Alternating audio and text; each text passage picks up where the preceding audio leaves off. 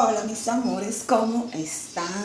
Soy la profe Lulu y hoy quiero hablarles de un tema que muchos maestros vivimos, pero que pocas veces se habla en voz alta. En estos últimos tiempos, tanto directores como distritos, incluso el mismo Ministerio de Educación, han usado ciertos métodos para mantener a los maestros callados, sumisos y cooperando, aunque sea a la fuerza. Si quieres saber cuáles son esos métodos, no te muevas. Aquí te compartiré los 10 más comunes. El primer método que voy a mencionar ahora es el aislamiento social laboral. Esto yo sé que quizás toque fibras y quizás muchos maestros lo han vivido. Por ejemplo, no te incluyen en reuniones, en proyectos o decisiones importantes. Muchos maestros viven esos casos donde si se quejaron o si no estuvieron de acuerdo en una decisión el cual entienden que es abusivo, simplemente empiezan a sentirse aislados, los dejan de saludar, los dejan de incluir en actividades, como que lo van aislando totalmente para no sentirse aceptado. Eso es uno de los métodos que utilizan. Y también lo apartan, los ignoran. O sea, es una situación psicológica que puede ser muy difícil para algunos maestros. Otro punto que también se puede utilizar para silenciar y manipular a los maestros es el bloqueo de crecimiento profesional. Por ejemplo, negarles cursos, talleres, ascensos o evaluaciones justas dentro de las mismas instituciones. También eso pueden frenar los concursos internos y todo eso utilizado como castigo a aquellos maestros que deciden rebelarse y no simplemente aceptar y quedarse callados. El punto número 3 es el uso de la inestabilidad laboral como amenaza. Como por ejemplo, recordarles constantemente que pueden ser trasladados o cancelados. Siempre utilizan la desvinculación o envían a otro maestro a presionar, a hablarte de la desvinculación y a mantenerte en un nerviosismo. Este es el punto número 3. Y con eso de el uso de la inestabilidad laboral, que lo utilizan como amenaza, también está mantenernos en un clima de inseguridad. Es decir, tú no sabes dónde estás. Es una forma psicológica de trabajar al maestro que si no tiene mucha inteligencia emocional puede terminar traumado, frustrado o incluso renunciar. Yo conozco muchos maestros que han vivido esas experiencias, lo que hacen es renunciar porque la persecución y el trabajo psicológico que le hacen a esos maestros que piensan, que analizan, es fuerte. Número 4, tenemos la sobrecarga de trabajo. Por ejemplo, esos maestros que no dicen sí, que sí y todo, muchas veces los sobrecargan, le ponen más clases, le ponen los peores cursos, no hacen un balance. Por ejemplo, hay maestros que tienen 4 o 5 aulas y hay otros que tienen 20, 26 y todo eso es parte de la manipulación que le hacen a los maestros que piensan y que no aceptan todo que sí. El punto número 5, tenemos el desprestigio y la manipulación de imagen. Ay, señores, esto es fuerte. Empiezan a esparcir rumores. Por ejemplo, quieren hacerte ver como una persona conflictiva, empiezan a señalar cualquier pequeño error y empiezan a atacar y, o sea, todo eso para lograr debilitar a ese maestro o hacerlo ver como incompetente frente a los demás y así tener más fuerza para atacarlos y debilitarlos. Entonces, como punto número 6, tenemos el control en la información. Muchas veces pueden ocultar información sobre pagos, sobre beneficios, sobre normativas o procesos para que dependan totalmente del director o del distrito. Número 7. Esta es la más usada, mis amores. Este es un tema muy serio, pero porque es un tema que vivimos los maestros o que viven muchos maestros día a día, que vuelve el proceso de enseñanza-aprendizaje traumático, frustrante. Muchos maestros desearían nunca haber estudiado esta carrera por la persecución y el agotamiento psicológico y físico que sufren estos maestros. El punto número 7 son los premios selectivos y el clientelismo. Sí, mis amores. Y muchos maestros han vivido esa situación cuando entienden que han realizado un excelente trabajo y a la hora cuando están premian al que se la pasó elogiando, a los jefes, al que muchos maestros dicen, pero es que yo no veo el trabajo, y el otro que realizó un trabajo excelente, ni siquiera lo mencionan. Entonces, eso de que al que se queda tranquilo, le hacen favores, viajes, cursos, les dan incentivo, todo eso solo se lo dan a los maestros que permanecen sumisos.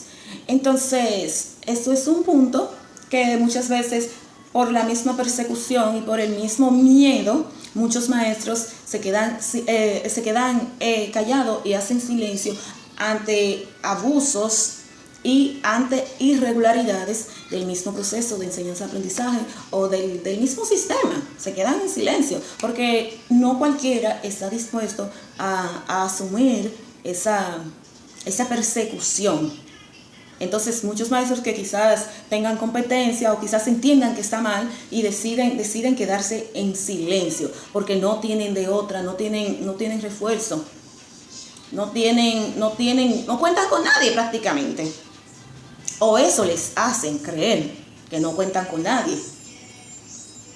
Eso es lo que nos quieren hacer creer, que no contamos con nadie. Pero entonces, si es así, ¿para qué tenemos una ley de educación? ¿Para qué tenemos un estatuto docente? ¿Para qué está ahí? Muchas veces dicen, eso no funciona, o eso solo funciona para el que tenga pegue político.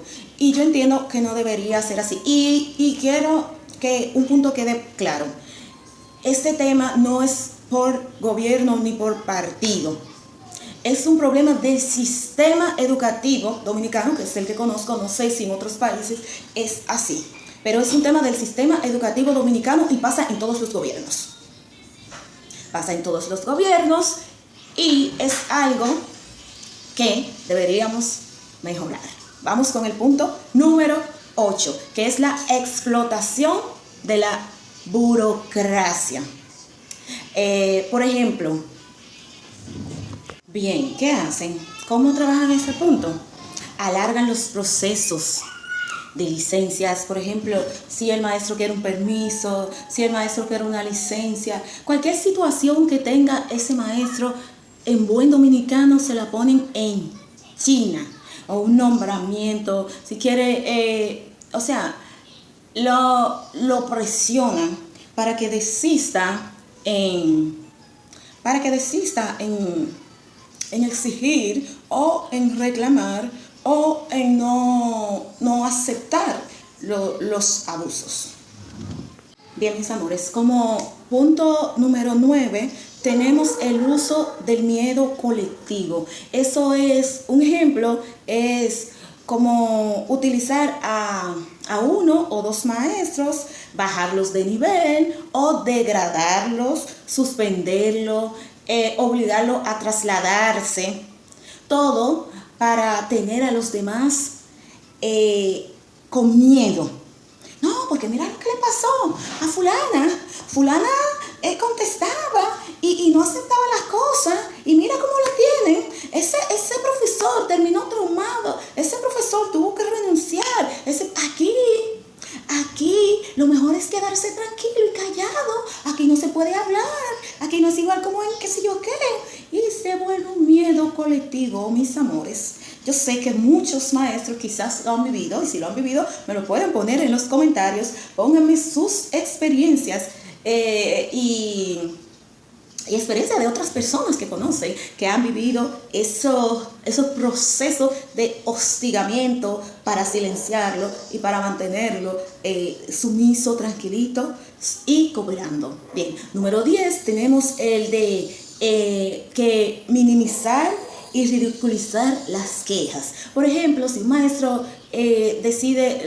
entiende que esto es algo que está fuera del estatuto del docente, es algo que violenta sus derechos y lo va a denunciarlo, suelen decir, eso no es nada, o yo estaba peor y yo aguanté. Siempre aparecen unos que dicen, ay, tú por qué no sabes todo lo que yo he aguantado.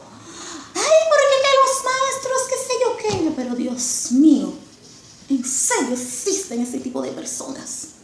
O también tienen otra de que usted se queja demasiado. O así es el sistema.